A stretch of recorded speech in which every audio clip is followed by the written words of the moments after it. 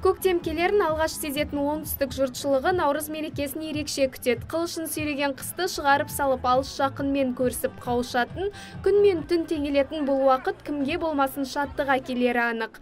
Ауа райының өзгеруіне қарамастан Жеңіс саябағына жиналған жұрттың қарасы көп болды.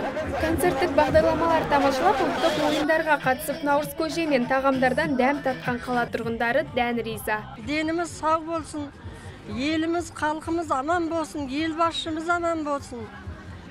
Елімізде ырыс несібе көп болсын, мол болсын, ақ мол болсын. Мынау біздің депутатымыз Бахадыр Әбдірайымовтың мынау өзінің сайлаушыларын, халқын, елін құрметтеп сыйлап, мінекей наурыз мерекесін өткеріп жатыр. Рахмет. Әр уақытта биіктен көріне берсін. Елдің, халықтың қамын ойлап, әр уақытта осындай азаматтарымыз аман болсын. Наурыз мейрамын тойлау Алтын дән компаниясы үшін дәстүрге айналған. Биылда мақсатынан таймаған мекеме халыққа арнап дастархан жайып, ұлттық тағамдардан дәм татқызды. Облыс халқын, Қазақстан халқын наурыз мерекесімен құттықтағым келеді. Барлық отбасыға, барлық азаматтарымызға бақ береке тілегім келеді, денсаулық тілегім келеді. Наурыз құтты болсын деймін. Өтіп жатқан іс-шара бізде дәстүрге айналған. Жылда наурыз айында, наурыз мерекесіне орай, осы өзімізде сайлаушылар бар.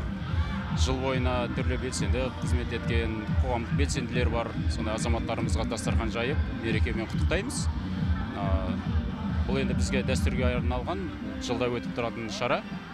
Келген қонақтардың арасында Еңбекші ауданының әкімі Ғалымжан Ильясов та болды. Ол шырайлы шын қала тұрғындарын жайма-шуақ көктем мерекесімен құттықтап, ыстық лебізін білдірді. Барлық шымкенттіктерді құттықтаймыз. Әр отбасыға құт береке, бірлік тілейміз, ынтымақ тілейміз. Мынау татулық мерекесі бар. Бір-біріне көршілердің, бауырлардың, туылған туысқандардың, жай адамдардың да бір өкпе назы болса, бір-бірін кешіріп, төс қағыстырып, татуласатын мезгіл. Осы мереке құтты болсын, ұлыс оң болсын, ақмол болсын, қазақстандықтардың барлық кезде жолы болсын деп тілейміз.